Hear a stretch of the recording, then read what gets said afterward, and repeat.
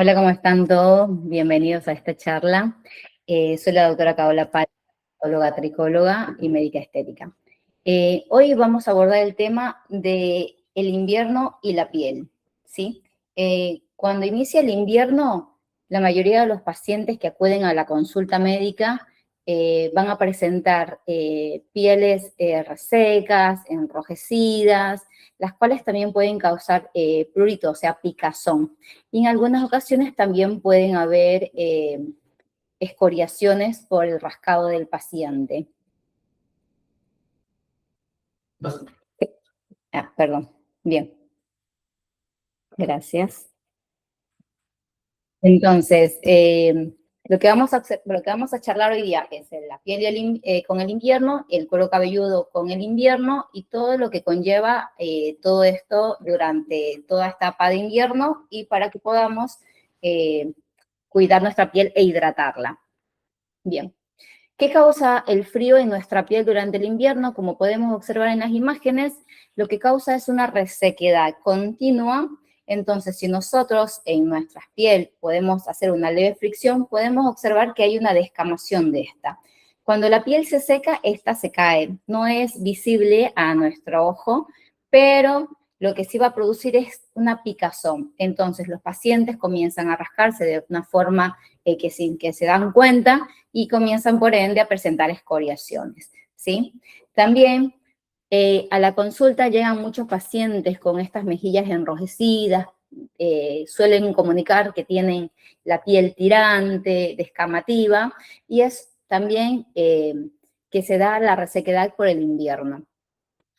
Otra de las patologías que podemos ver durante esta etapa invernal es el dorso de las manos muy enrojecidas y secas. Estoy teniendo en la consulta muchos chicos que llegan con el dorso de manos rojas y algunos están muy escoriados, lastimada la piel porque se rascan o por el prurito intenso que tiene este, ¿sí? Los papás me preguntan siempre por qué tienen este tipo de lesiones en la piel, porque hasta la muñeca. Entonces es algo muy loco observar que solamente se debilita hasta la muñeca, ya que como no usan guantes, no hay una protección de la piel durante las salidas al cole o a la plaza, y por ende esta piel se seca y se torna roja. También llegan muchos pacientes con este tipo de lesiones en los labios, con los labios resecos, descamativos, algunas veces escoriados. También es otro tipo de eczemas que se da por el invierno, ¿sí? Los pacientes por lo general suelen humedecerse los labios con su propia saliva, pero lo que no saben es que esta forma de humedecer o de querer tratar de hidratar los labios produce más resequedad, ya que el pH de la mucosa es un poco ácido y la saliva es un poco alcalino. Por ende, causa esta resequedad cada vez que humedecemos nuestros labios con nuestra propia saliva. Entonces, ¿por qué se reseca la piel durante el invierno? Bueno, tiene los factores también de que nosotros en invierno comenzamos a ducharnos en tiempos muy prolongados y con agua muy caliente. Por eso la piel se reseca mucho más. Tenemos que saber que la piel cuando está seca y está en contacto con el agua directo, no la humedece, la reseca mucho más. Por eso, cuando acuden a piletas o a natatorios, se les indica siempre de que cuando salgan de realizar la actividad de natación, acudan a ducharse y si no pueden ducharse, colocarse la crema hidratante en el cuerpo, aunque esté en el agua de la pileta, y después en casa ducharse para retirar esa agua y aplicarse nuevamente crema, ¿sí? Entonces, el frío más el baño prolongado más el agua muy caliente produce este tipo de lesiones en la piel y la resequedad. ¿Qué tipo de productos existen para calmar los labios? Bien, justo íbamos a eso. Okay. ¿Qué debemos de hacer para poder ayudar a que mejore nuestra piel y nuestros labios? Bien, en la pantalla pueden observar este tipo de cremas que son actocelíacos y que no contienen parabeno ni conservantes, ¿sí? Como en la pregunta lo acaban de mencionar, lo que podemos usar son bálsamos hidratantes, tenemos el de Eucerin o el de Baluch, que son bálsamos muy hidratantes. El de Eucerin tiene una característica de que es como una vaselina, pero es un regenerador de la piel. Entonces lo podemos aplicar entre 3 a 4 veces al día o cuando sintamos esa tirantez en los labios, cuando tenemos los labios muy tirantes y resecos, ¿sí? Y bueno, ¿cómo debemos de cuidar nuestra piel durante el invierno? Es hidratar la piel del cuello a los pies cada 12 horas, o sea, a la mañana y a la noche, y en los chicos aplicarle la crema hidratante desde las mejillas hasta los pies en la mañana y la noche.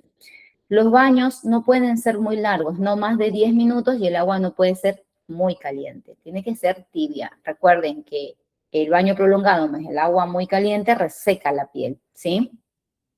Y debemos de aplicar, bueno, los bálsamos hidratantes en nuestros labios de 3 a 4 veces al día, y en el bolso o en la mochila cargar una crema pequeñita para aplicarnos en las manos, en el dorso de las manos, 3 a 4 veces al día es la hidratación, ya que de esta forma vamos a prevenir que haya eczemas o que nos pique la piel, tengamos prurito en la piel o lleguemos a lastimarnos la piel de tanto rascarnos. Sí. ¿Hay manera de exfoliar los labios? Sí, realmente la piel tiene un cambio cada mes. Podemos exfoliar los labios una vez a la semana o generalmente la piel la podemos exfoliar una vez a la semana. Hay productos que son para exfoliar labios, que bueno, muchas marcas, pero lo podemos hacer una vez a la semana. Si nosotros exfoliamos los labios más de una vez a la semana, lo que vamos a provocar es el daño de la piel. Recuerden que la piel normalmente va cambiando cada mes. Por eso no hay que exfoliarlos muy seguidos, porque lo que vamos a provocar es que el estrato córneo comience nuevamente a regenerarse de forma rápida y podamos causar daño en la piel. Bien. También vamos a hablar un poco de esta patología que es muy frecuente, pero no todo paciente acude a la consulta, ¿sí? Que se llama el eczema disidrótico. El eczema disidrótico no es más que unas microampollitas muy pequeñitas que se pueden presentar en las palmas o en las plantas y también entre los dedos. Puede iniciar con una lesión o dos, puede estar en palmas y plantas o se puede dar simplemente en una mano o en un pie. Lo que refiere a que el paciente es que le pica de forma intensa. Una vez que se rasca, no puede dejar de hacerlo, ¿sí? A esto se llama eczema disidrótico.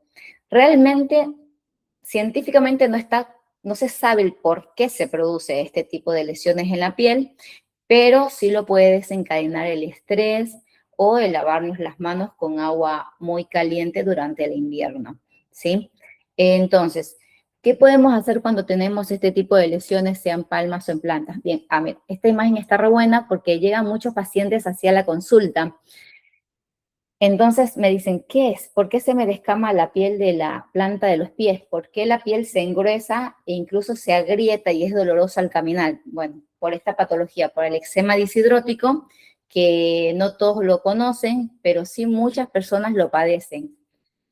¿Qué debemos de hacer cuando presentamos este tipo de lesiones en nuestras manos o en nuestra piel que producen mucha picazón? Bueno, acudir al dermatólogo, obvio. Tenemos que hidratar la piel de las manos y de los pies cuando presentamos este tipo de patologías, a la mañana y a la noche. Y en la noche lo que siempre le recomiendo a los pacientes es que en los pies se apliquen de forma muy abundante vaselina sólida, que es de venta libre, la pueden encontrar en las góndolas de cualquier farmacia. Entonces se aplica de forma abundante vaselina sólida y se colocan medias para dormir. De esta forma, los pies van a pasar con hidratación continua durante toda la noche y van a ver una mejoría. También se les indica aplicar vaselina sólida en las noches. Y bueno, cuando hay mucha picazón y esta patología continúa, se debe usar un corticoide de forma tópica cada 12 horas, no por mucho tiempo, pero siempre acompañado del dermatólogo, ¿sí? Sí. ¿Existe alguna relación entre el eczema y el estrés? Sí. Aunque no lo creamos, la alteración de nuestro medio o de, digamos, algo que altere nuestra tranquilidad, el paciente presenta eczemas. Pueden ser manos, pies o en cualquier parte del cuerpo. Por lo general puede llegar a pasar en el brazo o en la pierna, que comienzan a rascarse sin darse cuenta cuando están en un pico alto, ¿sí? Pero sí, hay mucha relación entre el eczema y y el estrés. Por eso siempre les indico a los pacientes que cuando tienen estos tipos de eczemas a repetición, busquen un punto de salida de todo el estrés que normalmente lo tenemos durante el día, en el trabajo, en nuestra vida misma, pero siempre hay que buscar una forma de poder conectar con nosotros mismos para salir de ese estrés y evitar que aparezcan este tipo de lesiones en la piel. Y preguntan, ¿qué señales indican que es necesario consultar a un dermatólogo? Bien, hablando de lo que es la piel seca, ¿no? Del eczema, sí. Cuando el paciente presenta eczemas y comienza a hidratarla y hay una mejoría, podemos continuar de esta forma. Baños cortos, es importante que usemos un jabón que no tenga coindilsulfato de sodio, que es un detergente que lo ponen siempre en los jabones y en los shampoos.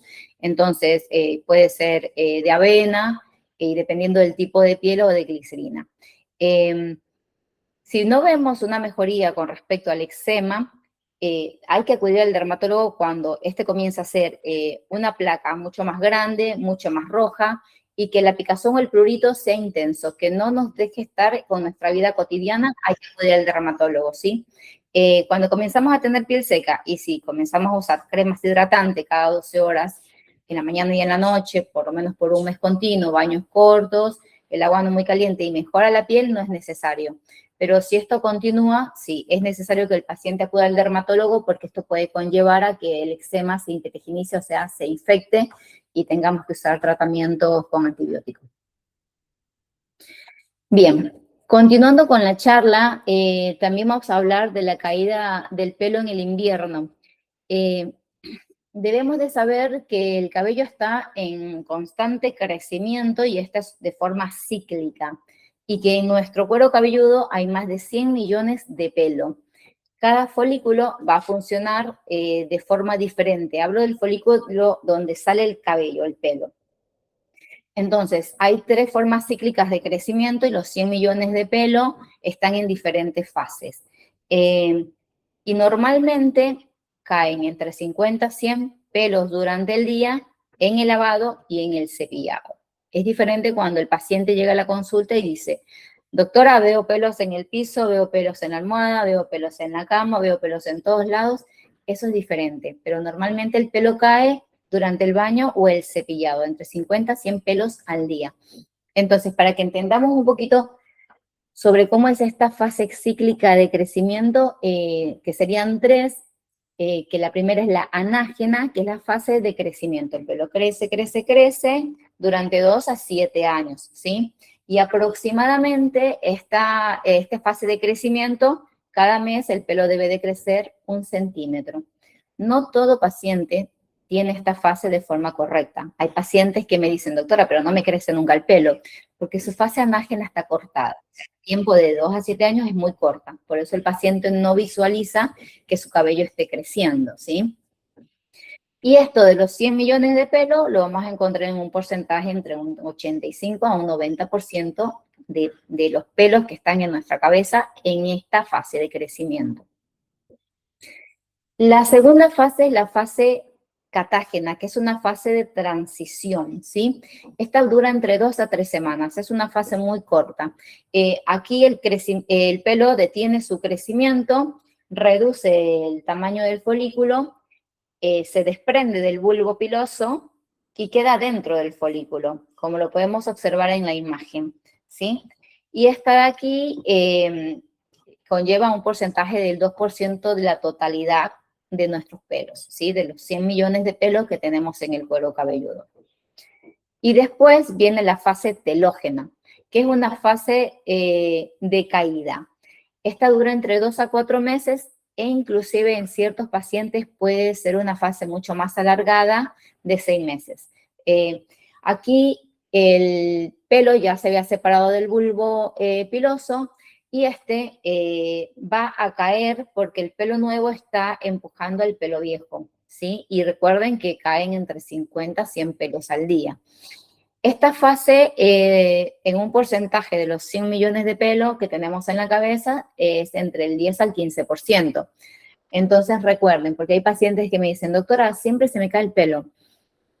Sí, siempre se te va a caer el pelo porque todos los pelos están en diferentes fases. Entonces, no se preocupen si ustedes durante el año observan que hay caída de cabello entre 100 o menos, pero es porque están en fase de recambio, ¿sí? O cuando se tocan la cabeza y sienten como que les pincha algo, bueno, son los pelitos que están creciendo. No es que el paciente realmente esté con una alopecia activa, simplemente es que sus cabellos, sus pelos están en diferentes fases y unos están creciendo, otros están en reposo y otros están cayendo. Eso lo debemos de entender porque muchos pacientes llegan a la consulta tricológica asustados porque refieren, se me cae el pelo mucho, doctora, todos los días veo que se me cae el cabello, pero cuando uno le pregunta si el pelo que se cae es durante la ducha y el baño, y te dicen que sí, que no ven pelos en el piso, no ven pelos en la almohada ni en la cama, bueno, está bien, está en su fase de recambio, ¿sí? Entonces, todo esto nos conlleva a hablar sobre este tipo de alopecia. Hay muchos tipos de alopecias, pero hoy vamos a hablar sobre la alopecia androgenética, ¿sí? Que sería la alopecia que más afecta a hombres y a mujeres. Esta es una alopecia que es genéticamente determinado, que puede ser por herencia, entonces, esto lo que provoca es que el folículo se haga chiquitito y por ende se acorte la fase anágena, que sería la fase de crecimiento. La fase anágena se corta, no crece más el pelo y la fase telógena, que es la que hace caída, que dura entre 2 a 4 meses, esta se alarga. Como podemos observar en la imagen, tenemos diferentes tipos de alopecia en hombres tanto como en mujeres. Son escalas donde los tricólogos hacemos la evolución de qué tipo de alopecia tiene el paciente, en qué estado está. Y dependiendo del estado que esté, se hace el tratamiento adecuado. Como podemos observar en estas imágenes, el hombre siempre va a tener caída de cabello en las entradas o en el vértex, y bueno, que va a ir evolucionando de la zona frontal hasta la zona occipital, ¿sí? En los hombres. En las mujeres tenemos esta otra escala, que es la que evaluamos como tricólogos, que se inicia en la línea media de implantación capilar y que esta va abriéndose como en forma de árbol de Navidad, se lo pueden ver en la imagen, ¿sí? Entonces, muchas veces llegan las mujeres al consultorio y preguntan, perdón, de verdad, doctora, es que estoy viendo que mi línea media se ve más amplia, veo más el cuero cabelludo. Bueno, ahí la paciente está en una alopecia androgenética del cuero cabelludo. Y la pregunta que siempre les realizo es, papá, mamá, tíos, abuelos, hermanos, ¿los viste en qué momento de su edad calvos? No sé, ¿fueron jóvenes calvos? ¿Fueron adultos calvos? No, ya mi papá está re viejo y recién se le cae el pelo. Son preguntas que uno necesita saber para llegar al diagnóstico exacto, ¿sí? Para saber si esta es una alopecia androgenética. ¿Es hereditario? Sí, al ser androgenética es una alopecia hereditaria, sí. Tengo muchos pacientes jóvenes con alopecias androgenéticas, tanto femeninas como masculinas. No es un tipo de alopecia que solo va en el sexo masculino, no. Realmente afecta a ambos sexos. Por eso siempre es importante fijarnos a qué edad mamá. Yo notaba que el cuero cabelludo era más, se veía mucho más. A qué edad mamá veía que el cabello era más fino, menos grueso, menos voluminoso, igual que papá, ¿sí? O preguntar, si no conocieron a sus abuelos, ¿en qué edad más o menos tus papás notaron que tus abuelos comenzaron a perder el cabello? Bien. ¿Hay suplementos para Sí. tomar o shampoos? Sí. Shampoo. Sí, hay suplementos. Realmente con los shampoos tenemos que saber que el cuero cabelludo, igual que la piel, porque es piel, no es que absorbe mucho, ¿sí? Hay shampoos que nos ayudan a controlar, sí, la caída, pero claro, no es colocarnos el champú y enjuagarnos rápido. Si no hacemos el tiempo de exposición del champú en el cuero cabelludo, no va a pasar nada. O sea, al lavarnos la cabeza con un champú con aminoácidos, con colágeno, biotina, enjuagamos rápido, es como que no hicimos nada porque no hace el tratamiento en el cuero cabelludo que necesitamos, no está en el tiempo en el cuero cabelludo que necesitamos. Y hay suplementos, sí. Ahora, bueno, estamos con todo esto del boom de los péptidos de colágeno, que está muy bueno tomarlo, porque tenemos que saber que en nuestra piel hay colágeno, o sea, hay fibroblastos, que estos generan colágeno-elastina, y que en una cierta edad, más o menos entre los 30 y 35 años, va en deficiencia, ¿sí? Entonces tenemos que ayudar a nuestra piel, tenemos que ayudar a nuestro bulbo piloso a que este vuelva a tener fibroblastos y estos vuelvan a fabricar colágeno y elastina. Así mantenemos las uñas lindas, una piel linda y nuestro cuero cabelludo con cantidad de pelo normal, ¿sí? Bien, ¿en qué edad podemos presentar o podemos notar que comenzamos a tener alopecia androgenética? Bueno, en los hombres se inicia en la adolescencia y la mayoría es entre los 20 a 30 años. Yo realmente tengo pacientes de 16 años con alopecia androgenética, que es muy chocante en un chico o un adolescente porque, bueno, pueden ser víctimas de bullying, en los cuales he charlado con mis pacientes y ha pasado. Pero eso es importante, que si nosotros vemos que nuestro hijo o nuestra hija comienza a tener poca calidad de cabello o poca cantidad, acudir al tricólogo o al dermatólogo, porque no sabemos cómo se afecta en su vida diaria y se afectan mucho. Ahora les voy a mostrar una foto de mi paciente y les cuento cómo acudió al consultorio. Bien, y en las mujeres, bueno, tenemos dos tipos de presentación, en la adolescencia y en la menopausia, ¿sí? Eh, entonces, cuando más joven el paciente comienza a perder el cabello, este tipo de alopecia va a ser mucho más severa y tenemos que actuar rápido para que el folículo no llegue a cicatrizar y después no vaya a haber crecimiento de pelo, ¿sí? Bien, aquí podemos observar a uno de mis pacientes. Él tiene 17 años, como podemos observar en la primera foto, así acudió a la primera consulta y después de más o menos 8 meses de tratamiento. Él llegó a la consulta con su mirada al piso, con una gorra, con una chamarra puesta encima y no hablaba, fue con la mamá. Entonces, realmente en la consulta a mí me gusta hablar directamente con el paciente, aunque sea menor, pero está bueno porque así dice lo que siente, lo que tiene. Y bueno, me comentó que lo molestaba mucho en el colegio, que le daba vergüenza, incluso no iba más al colegio por la pérdida de cabello. Lo que me comentó la mamá fue que el papá tuvo la alopecia muy joven. Entonces él a los 17 años, un chico en plena adolescencia, que se observa el cuero cabelludo de esa forma, claro que es muy chocante y que psicológicamente afecta mucho. Entonces, bueno, comenzamos con un tratamiento con él, donde es importante de que el paciente se adhiera al tratamiento y cumpla con todas las indicaciones, como ahora en invierno, no te laves la cabeza con agua caliente porque el bulbo se debilita y el pelo va a caer. Lávate la cabeza, primero el cuerpo y después te lavas la cabeza aparte con agua tibia. Y en verano, directamente con agua de la canela, o sea, directamente con agua fría, no agua tibia, porque por lo menos aprovechemos el tiempo de verano que no vamos a usar el agua caliente para que este pelo crezca de forma más gruesa, que sea más agarrado al bulbo y no comencemos a tener alopecias o pérdida de cabello. Bien, este es un paciente de 55 años que también llegó a la consulta. Él no quería ir a la consulta, la hermana, que también la trato por alopecia, fue a la consulta y me dijo, le voy a mandar a mi hermano porque se está quedando sin pelo y él no se da cuenta. Bueno, realmente él no lo notaba. Él me decía, no, yo estoy bien. Entonces hicimos la foto, ¿no? Que siempre es importante hacer una foto al inicio del tratamiento. Y como podemos observar en él, el pelo era un pelo más fino, más ralo, era un pelo muy apagado, como si no tuviera color. Después de 6 meses de tratamiento, en la foto de la de acá podemos observar que es un pelo mucho más grueso, más oscuro y que ya hay crecimiento de cabello porque no se observa el cuero cabelludo como en la foto de mi lado izquierdo.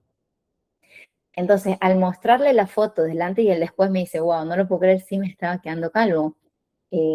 Porque hay pacientes que a veces no lo notan, pero está pasando y bueno, nada. Por eso es importante acudir al dermatólogo o al tricólogo para que comencemos a hacer tratamientos adecuados.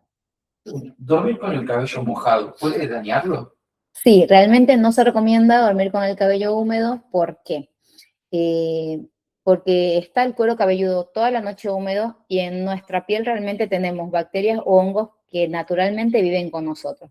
Cuando el cuero cabelludo está húmedo, comienza en cada folículo que está por debajo del pelo, hay una glándula que se llama sebácea. Esta secreta sebo para que nuestra piel esté suave o nuestro cabello esté brilloso, de forma natural.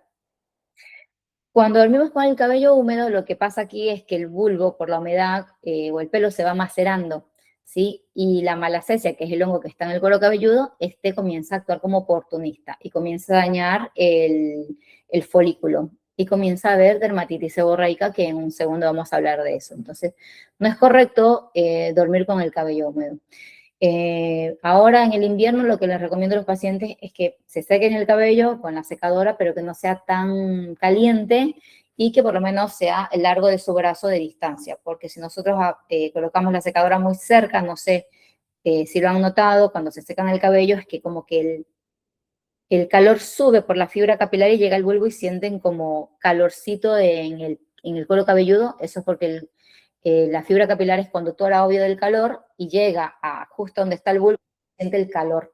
Entonces, por eso siempre es recomendable usarlo de forma a donde llegue nuestro brazo lo más lejos posible, para no lastimarlo. Tenemos una consulta que dice, Sí. ¿es malo lavarse el cabello todos los días? No.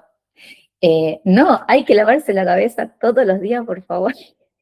Sí, es loco que pregunten eso, pero siempre lo preguntan. Todo el mundo... Se tiene que lavar la cabeza todos los días. Es lo mismo. Sí, todo el mundo cree que no hay que lavarse la cabeza todos los días porque se te cae el pelo, porque el cabello se pone feo, y no es así. La cabeza se tiene que lavar todos los días como la piel de nuestro cuerpo. O sea, hay que hacerlo todos los días. Vamos después a avanzar con las diapositivas y les voy a contar el por qué hay que lavar la cabeza todos los días. Pero sí, la cabeza se lava todos los días. Y el tema del secado con un secador de pelo, haciéndose de la forma correcta, ¿se puede hacer todos los días? ¿Se puede secar todos los días o es recomendable? Es recomendable no hacerlo, pero si quieres secarte el cabello, bueno, lo puedes hacer en secador frío, porque hay secadores que traen caliente, tibio y frío. Yo la realidad es que les recomiendo que lo hagan en tibio, en frío, porque exponer el cabello a calor continuamente a diario, como les había dicho, la fibra capilar es conductor, lleva el calor al bulbo y este hace que se debilite y comience a caerse. Todo lo que generemos de calor en el cabello va a provocar a la larga que el cabello caiga, o como hacerse los alisados permanentes, por favor.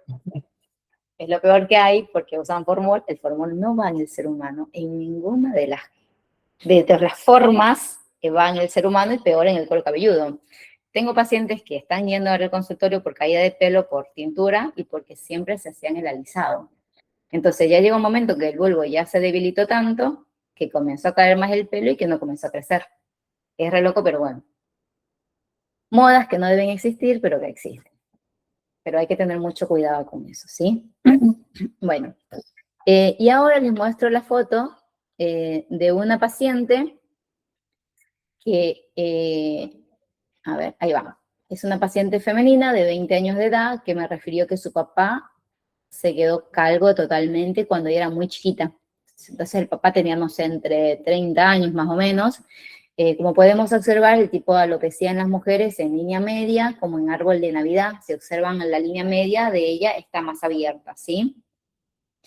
Entonces comenzamos a hacer tratamientos, era un pelo muy ralo, muy fino, muy áspero, y en la imagen de mi derecha podemos observar que ya hay más crecimiento de pelo y que este pelo se ve grueso y se ve más, como más brilloso, más sedoso, ¿sí? Entonces, recuerden que la alopecia androgenética no solo va en hombres, también hay mujeres y que debemos de actuar a tiempo cuando ya comenzamos a ver que se nos cae demasiado el cabello para que evitemos un tratamiento mucho más largo, porque cuando arrancamos con la pérdida de pelo y comenzamos con el tratamiento adecuado, podemos parar la alopecia, ¿sí? Bien, entonces, volviendo a charlar sobre la caída de pelo en el invierno, bueno, esta se da porque usamos agua muy caliente, porque nos quedamos más tiempo debajo de la ducha, porque claro, agua caliente, nos relajamos, pero se daña el folículo pilosebáceo, se destruye el bulbo del pelo y este comienza a caerse, ¿sí? No podemos usar cosas que nos generen calor continuamente en el cuero cabelludo porque también produce que se caiga el cabello, o sea, que el calor continuo en el cuero cabelludo lo que va a provocar es que en algún momento este comience a caer, ¿sí? Y después, bueno, nada, tengamos que cuidar al dermatólogo o al tricólogo para comenzar a hacer tratamiento porque nosotros nos autoprovocamos la caída de cabello, ¿sí? Entonces, cuando usamos mucho calor directamente al cuero cabelludo, el pelo se torna muy fino, se torna quebradizo y comenzamos a notar que está más ralo de lo común, ¿sí? Bien, ahora vamos a hablar sobre la dermatitis del cuero cabelludo en el invierno. Muchos pacientes acuden a la consulta diciéndome, doctora, yo tengo caspa, que es como todo el mundo conoce la dermatitis seborreica del cuero cabelludo, pero en invierno es peor. ¿Por qué estos pacientes con esta patología comienzan a tener mucha más seborrea? Por lo mismo, porque al exponerse al agua caliente, la glándula sebácea es como que le llega un mensaje a la glándula sebácea de que hay agua caliente y hay que generar más grasa, ¿sí? Más sebo. Y por ende, lo que hace la glándula sebácea es que provoca una película transparente de sebo en todo el cuero cabelludo y que esta, al comenzar a secretar mucho más sebo, la película que es fina comienza a ser más gruesa y al secarse genera esto, la seborrea o la caspa al tocarnos el cuero cabelludo e incluso muchos pacientes tienen dermatitis seborreica sin rascarse y ya se ven las costras blanquecinas amarillentas en el pelo. La dermatitis seborreica no es más que esto, que la glándula sebácea trabaja mucho más, genera mucho más sebo, produce enrojecimiento del cuero cabelludo y produce mucho prurito, mucho picor. Entonces el paciente se rasca continuamente y lastima el cuero cabelludo. Y también es una de las formas donde perdemos pelo, ya que el sebo tapona el folículo donde sale el pelo, este se debilita y cae, ¿sí? Entonces, por eso, se los voy a volver a repetir, lavémonos el cabello con agua tibia, no les pongamos a calor, porque podemos lastimar nuestro cuero cabelludo y por ende el folículo y podemos tener alteraciones en el crecimiento del pelo. ¿Qué puedo hacer cuando tengo este tipo de cuero cabelludo? O sea, un cuero cabelludo grasoso, seborreico, con mucha caspa. No lavarlo con agua caliente, sí usar agua tibia durante el invierno, pero usar agua fría durante el verano. Realizar doble lavado capilar todos los días y usar un shampoo medicado. ¿Qué es el lavado capilar? El doble lavado capilar.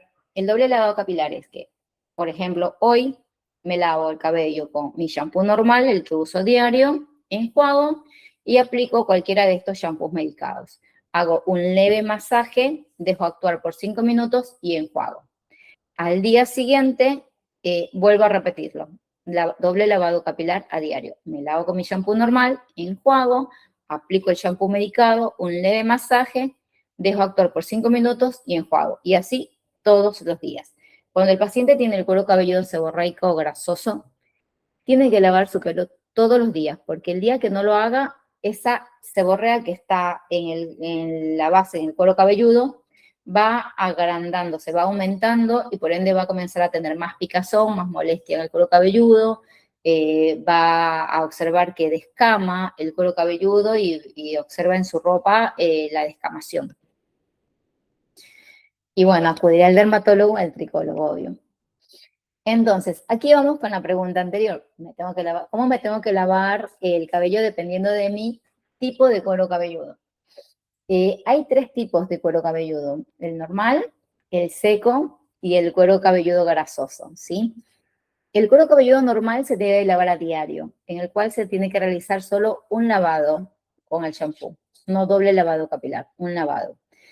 El cuero cabelludo seco, que es ese pelo que tiene mucho frizz, que se ve opaco, bueno, ese pelo realmente, ese tipo de cuero cabelludo sí se tiene que lavar día por medio. ¿Por qué día por medio? Porque el sebo que produce la glándula sebácea que va a estar en nuestro cuero cabelludo hace que este pelo esté, digamos, un poco hidratado, que esté un poco más sedoso, un poquito más brillante, ya que al ser seco se ve más opaco, ¿sí? Por eso, cuando es un cuero cabelludo grasoso, seco, cuando es un pelo seco, debemos de lavarnos día por medio para que el sebo haga su función, ¿sí? Cuando es el cuero cabelludo seco. Cuando es un cuero cabelludo grasoso, lo tenemos que lavar todos los días y realizar el doble lavado capilar, como lo habíamos charlado antes, ¿sí? Una consulta, ¿el doble lavado capilar es durante un tiempo o tiene que ser constante todo el tiempo? Todos los días, cada vez que te bañas, bueno, hacerlo. Para siempre. Para siempre, porque el día que tú no te laves la cabeza, no hagas el doble lavado capilar, ¿qué es lo que realmente hace en el cuero cabelludo grasoso? El primer lavado lo que hace es que te saca como, digámoslo así, la mugre del día, ¿sí? Entonces, en el primer lavado te sacas la mugre del día y en el segundo lavado te sacas la grasa acumulada en el cuero cabelludo. Entonces, por decir un cuero cabelludo normal, solo hay que sacar la mugre del día, ¿sí? En un cuero cabelludo grasoso, no, porque con un solo lavado no llegaríamos a sacar toda esa grasa que está pegada, adherida al cuero cabelludo, ¿sí? Por eso es todos los días, toda la vida. Sí. ¿Qué piensas sobre aquellas personas que recomiendan lavar con detergente? No, Lavarse con detergente. no. Chicos, el detergente es para la ropa. El detergente no es para la piel, no es para el cuero cabelludo. El detergente realmente es coindril sulfato de sodio. Es un producto que lo que provoca es que hace más espuma en el cuero cabelludo. Y no por lavarte con detergente el cuero cabelludo va a estar más limpio. Lo que va a provocar es que se debilite el folículo, haya un exceso que queda en el folículo también, en el cuero cabelludo del detergente, y esto, bueno, va a hacer que el cabello se caiga, porque cuando ha pasado, ¿no? Que me dicen, doctora, yo me lavo la cabeza con detergente y hago así, y suena mi pelo de lo limpio que está. No, el detergente queda abrazando la fibra capilar, entonces lo que hace es un daño. Por eso les recomiendo que usen shampoo sin coindril sulfato de sodio, sin conservantes, sin detergente, porque daña el pelo. Sí, no es recomendable lavarse el cabello con detergente o la piel. Hay personas que usan jabón pan, que es para lavar la ropa. No, tampoco se hace porque te seca extremadamente la piel. Si alguno lo hace, pruébelo hoy día, lávese el cuerpo y después que se terminen de duchar, pásense en la uña, en la piel y van a ver cómo dejan una línea blanca. Es la piel que se está levantando de lo seca que está por usar jabones no aptos para el cuerpo, porque eso es para lavar la ropa realmente, no es para lavar la piel o el cuero cabelludo. Bien. Una consulta, Sí. ¿el shampoo medicado tiene que ser uno en particular, tiene que ser recetado? Claro, porque en comercialmente hay muchos shampoos para la caspa, comercialmente. Entonces tú vas al chino o a cualquier farmacia y vas a observar que hay muchos shampoos que dicen para la caspa. Realmente los shampoos, como digo, medicados son los que te dan los dermatólogos, los tricólogos, que tienen otro tipo de formulación. No sé, digámoslo así, el Head and Shoulder, que dice para la caspa. Entonces tú ves que dice ketoconazol, que es la medicación con la que se trata la malacesia, que es la que está en la seborrea, que produce más grasa por la alteración de todo esto, pero no está en el porcentaje adecuado que se tiene que usar, ¿sí? Igual, como shampoo diario no está mal que lo usen. Mientras tanto, usar ese como shampoo diario, el shampoo medicado, el que te recomienda el tricólogo o el dermatólogo, ¿sí? Pero bueno, eso sería el shampoo medicado.